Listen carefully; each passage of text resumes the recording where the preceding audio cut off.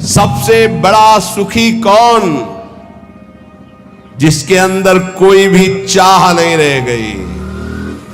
चाह मिटी, चिंता मिटी, मनुआ बेपरवाह, जिनको कछु न चाहिए ते साहन के साथ। सबसे दुखी कौन? जो जितना भोगी लंपट कामना वाला उतना ही भारी दुखी।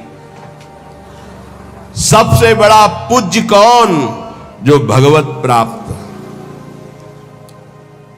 भक्ति नष्ट कैसे होती है? भोगी पुरुषों के संग से और भोग करने से।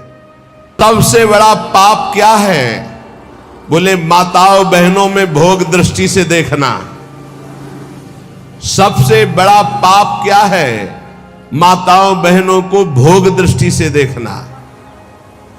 जीते जी मुर्दा कौन माना जाता है? जो पापी है, कामी है, आलसी है, क्रोधी है, वो जीते जी मरा हुआ आदमी है। बिल्कुल। मोह जीव को बांधता है। ये मोह नष्ट कैसे होता है? सब जगह व्यर्थ मिथ्या दृष्टि करने से। शरीर नहीं रह गए, अमुक ये भी नहीं रहेगा, तो मोह होगा ही नहीं, सब जाएगा, सब नष्ट होगा। ये मनुष्य कष्ट क्यों भोगता है? ना चाहते हुए भी कष्ट क्यों भोगता है? क्योंकि ये मन और इंद्रियों को सही रास्ते पे न लगाने के कारण पाप कर्म करता है और उसका परिणाम कष्ट भोगता है। एक सरल उपाय बताइए जिससे भगवान रीझ जाए। नाम जप करते हुए पुकार पुकार कर उनसे प्रार्थना करो। राधा, हम नाम उच्चारण कर रहे, मनो बुला रहे, राधा राधा राधा। फिर देख लेना, साधक सबसे ज्यादा त्याग किसका करे? कुतर्क और कुसंग का। प्रेम का स्वरूप क्या समझा जाए? अपने प्रेमास्पद प्रभु के हर समय समीप रहना चिंतन के द्वारा। क्षण भंगुर क्या है? प्रभु के सिवा सब कुछ, प्रभु के सिवा सब कुछ। प्रबल दुश्मन कौन है? यही विषयों में फंसाए हुए मन, ये बड़ा भारी दुश्मन। मन को कैसे वश में करें? नाम जप का अभ्यास और संसार से वैराग्य करने से मन वश में हो जाता है। जो उत्तम गति प्राप्त करना है उसका सरल उपाय बता दीजिए। सत्संग। जिसको रोज सत्संग मिलता है निश्चित उसकी उत्तम गति होगी। हमारी वाणी पवित्र हो गई कैसे जाने? जब झूठ निकलना बंद हो जाए, सत्य भाषण। हमें भय करना चाहिए तो किससे? गंदी बात सिखाने वाले लोगों से और नशों से। नशा, कोई नशा नहीं, और गंदी बात सिखाने वाले लोगों से भय करना चाहिए, नहीं मिलना चाहिए। कैसे जान ले कि हमें परम पद मिल ही जाएगा? नाम चल रहा है तो पक्का जान लो परम पद मिल जाएगा। बहुत सुंदर सुंदर छोटे से प्रश्न, छोटा सा उत्तर। परम पद में जाते हुए भी हमें कौन नष्ट कर सकता है? बोले पाखंड, आडंबर, दंभ, नाटक, ये तुम्हें नष्ट कर सकता है। दंभ, नाटक, पाखंड, आडंबर परम पद में जाते हुए भी तुम्हें वापस कर लेगा। बचो इससे। भगवान में श्रद्धा कैसे बढ़ती? भगवत प्रेमी महात्माओं की सेवा से। तपस्या कैसे क्षीण होती है? किसी को शाप देने से या किसी को वरदान देने से। इसीलिए हरिराम व्यास जी ने कहा, ना मैं किसी को शाप देता हूं ना वरदान, सबको भगवत रूप देखता हूं। सबसे बड़ा पराक्रमी कौन? जो अपने ब्रह्मचर्य को रोक ले। विश्व में सबसे बड़ा पराक्रमी कौन? बोले जो अपने ब्रह्मचर्य वीर शक्ति को रोक ले। देह दुखी, मन दुखी, परिवार दुखी, ऐसा किस व्यक्ति से हो सकता है?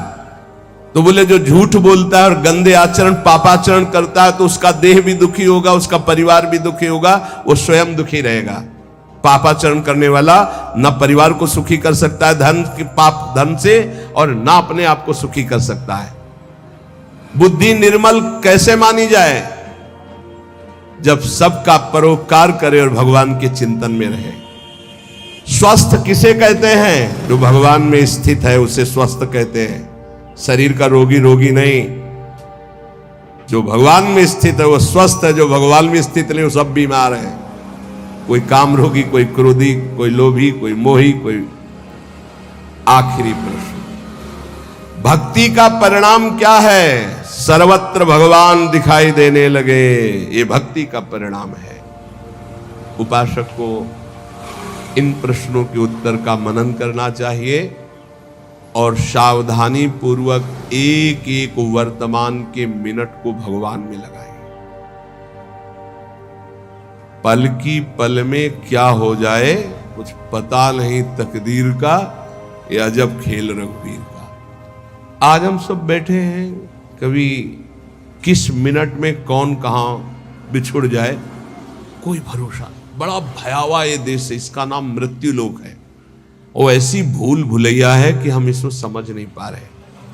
इसलिए सबसे ये प्रार्थना है कि आपको कल के लिए नहीं चिंता करनी, कल जो हो गया उसकी चिंता नहीं करनी, ना तो भूत की चिंता करनी न भविष्य की चिंता। हमारी बात को पकड़ लेना, वर्तमान के समय को मत खो। कल जो हो गया वो तो हो ही गया। कल जो अच्छा या बुरा हुआ उसका वर्तमान में चिंतन करके वर्तमान के समय को क्यों नष्ट कर रहे हो? और कल जो होगा उसके लिए हम आज अपना समय नष्ट क्यों कर रहे हैं? हम कल जो होगा उसको संभाल सकते हैं, कल जो हो गया उसको भी संभाल सकते हैं। कैसे? वर्तमान के समय को संभालने से। अभी वर्तमान में हम बोले राधा, ये सेकंड पावन हुआ, फिर राधा।